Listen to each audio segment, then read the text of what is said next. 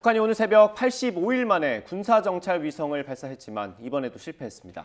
북한은 발사 실패를 인정한 뒤 오는 10월에 3차 발사를 나서겠다고 밝혔는데요. 통일외교안보부 최도희 기자와 함께 이야기 나눠보겠습니다. 안녕하세요. 안녕하세요. 예.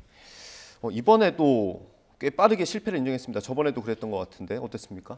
네, 북한이 오늘 새벽이었죠. 3시 50분쯤입니다. 새벽 3시 50분쯤에 군사정찰 위성 발사를 시도했지만 지난 5월 31일에 이어서 또다시 실패했습니다.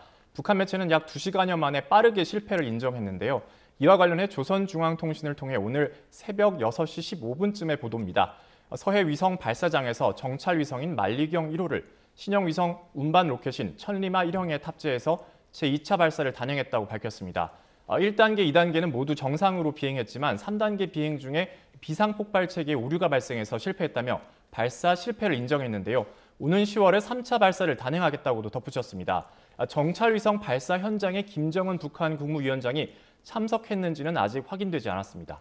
네, 북한도 실패를 인정했고 우리 군 당국도 실패를 인정했다고 봤죠? 네, 그렇습니다. 우리 군 당국도 마찬가지였습니다. 우리 군은 북한이 오늘 새벽 3시 50분쯤 평안북도 동창리 일대에서 북한이 주장하는 우주 발사체를 남쪽 방향으로 발사했다고 밝혔습니다. 또 발사 시에 즉각적으로 포착해서 지속적으로 추적 감시했다며 실패로 평가한다고 덧붙였는데요. 발사 징후를 사전에 식별해서 대비 태세를 갖추고 있었다면서 북한의 이번 발사는 유엔 안보리 결의를 명백히 위반한 것이라고 규탄했습니다.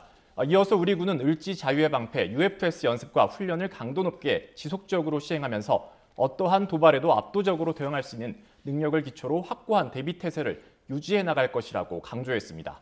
네. 낙하물에 대한 설명도 추가적으로 있었는데요. 네. 우리 군은 낙하물이 북한이 공지했던 구역 인근에 낙하한 것으로 판단한다며 현재 함정과 항공기가 낙하 지점 주변에서 탐색과 인양 작업을 실시하고 있다고도 덧붙였습니다. 예.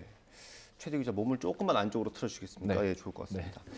이게 새벽 3시 50분이면 다 잘 시간이잖아요. 아마 경보가 울렸으면 꽤 혼란스러웠을 것 같은데 네. 5월에는 그 경보가 있었는데 이번에는 왜 없었던 겁니까? 네, 그렇습니다. 앞서 지난 5월이었죠. 북한의 군사정찰 위성체 1차 발사 때는 우리 정부에서 인천 백령과 대청 지역의 경계 공보를 발령했는데 예. 서울시의 오발령으로 해서 당시 적지 않은 시민들이 혼란을 겪기도 했는데요. 이번에는 경고 발령이 울리지 않은 데 대해서 합동참모본부 관계자는 지난 5월 이후에 행정안전부와 국방부 간 협의한 개선안이 있었고 이에 따라서 경고 발령을 요청하지 않았다고 설명했습니다. 특히 북한이 주장하는 우주 발사체가 백령도의 서쪽 33km 해상을 벗어났고 우리 국민의 안전에도 영향을 주지 않았기 때문이라고 설명했는데요. 또 우주 발사체는 개선안에서 경고 발령을 안 하는 쪽으로 검토했고 이번에 비행궤도 역시 멀리 갔기 때문에 발령을 안 한 것이라고도 덧붙였습니다. 그렇군요.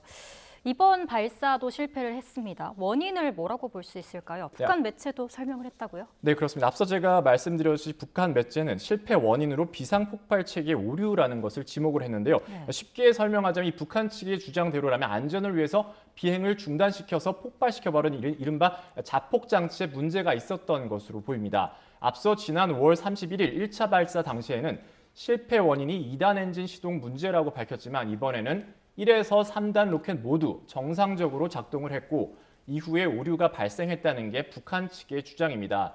물론 이 같은 북한 측의 주장을 그대로 다 믿을 수는 없기 때문에 발사 과정에서 또 다른 문제가 발생했을 가능성도 배제할 수 없습니다.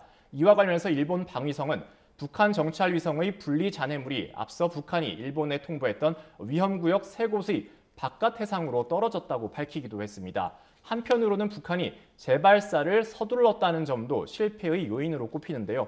통상 위성 재발사까지는 6개월에서 1년 정도가 걸리는데 기술적 문제가 다 해결되지 않은 상황에서 북한이 2개월여 만에 무리해서 정찰 위성을 쐈을 가능성이 있다는 겁니다. 네.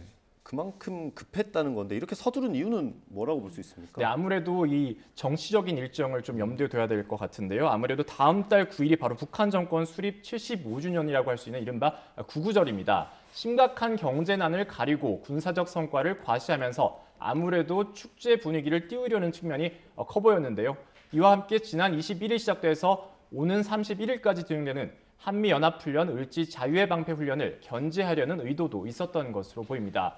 앞서 북한이 인공위성을 발사하겠다며 일본 정부에 통보한 시기 역시 오늘 0시부터 31일 0시 사이였는데요. 위성 발사 시기를 한미연합훈련 종료일인 오는 31일까지로 못 박았다는 점에서 한미 연합훈련을 겨냥한 행보로도 해석이 됐습니다. 네, 정치적 일정 또 훈련을 견제하려는 의도로 풀이된다 이렇게 전해주셨는데 실패를 함에 있어서도 북한이 계속해서 이렇게 발사 시도를 이어가는 이유 어디에 있다고 보십니까? 네, 북한은 앞서 지난 2021년이었죠. 제8차 당대회에서 국방과학발전 5대 목표 가운데 핵심 과제의 하나로 이 정찰위성 개발 사업을 언급했는데요.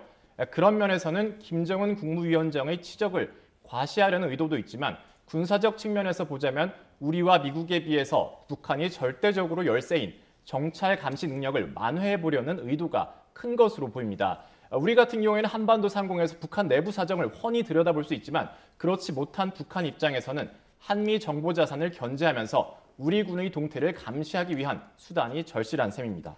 네, 저희가 앞서도 전해드렸지만 오늘 발사 실패를 인정하면서 북한이 10월에 또 쏘겠다고 했죠. 이게 2개월도 안 남았는데 이렇게 또 서두르는 이유가 뭡니까? 네, 앞서 제가 말씀드렸듯이 북한의 정치적인 일정이 또 중요한 일정이 있기 때문입니다. 10월에도 북한의 중요한 정치적 일정이 하나 있는데 북한의 최대 정치적 명절로 꼽히는 오는 10월 10일 노동당 창건 기념일을 정조준해서 이 위성 발사 성공을 축포로 활용하겠다는 의도로도 해석이 됩니다. 이와 함께 날씨 요인도 고려했을 것으로 보이는데요. 겨울로 가게 되면 아무래도 위성 발사체에 들어가는 산화제가 어는 문제 등이 발생할 수 있기 때문에 위성 발사가 그만큼 어려워집니다.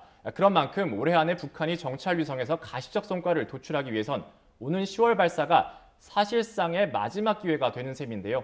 다른 한편으로는 지난 1차 발사 때와 달리 로켓의 추진체 문제로 실패한 게 아닌 만큼 비교적 이른 시일 내에 3차 발사를 단행하겠다고 밝히면서 북한이 어느 정도는 기술적인 측면에서 자신감을 드러냈다는 그런 분석도 나오고 있습니다. 네, 만약 예상대로 10월에 네. 또다시 발사를 하고 이게 성공한다면 우리에게 큰 위협이 되는 겁니까? 네, 일단은 전문가들의 의견을 종합해보자면 북한이 만약에 재발사에 성공했다고 해도 군사정찰 위성으로서의 효용성은 별로 없을 것으로 보입니다. 예. 앞서 군 당국은 지난 5월 31일에 추락한 북한 위성 잔해물을 인양해서 미국과 공동 조사한 결과 매우 조악한 수준이라고 평가한 바가 있는데요. 군사적인 목적으로 사용하는 건 사실상 불가능하다는 그런 평가도 나왔습니다. 다만 어느 정도라도 우리 측에 사진을 촬영할 수 있다는 점만으로도 북한이 자신들의 군사력을 과시할 수 있을 것으로도 보이기 때문에 북한이 만약에 오는 10월 재발사에 성공한다면 북한은 앞으로도 정찰 위성을 여러 대 띄우려는 시도를 계속할 것으로 보입니다. 네, 알겠습니다. 북한이 오늘 군사 정찰 위성을 발사했고 실패했습니다. 그런데 10월에 또 발사하겠다고 예고한 상태입니다. 네, 지금까지 통일외교안보부 최두희 기자와 함께했습니다. 감사합니다. 고맙습니다.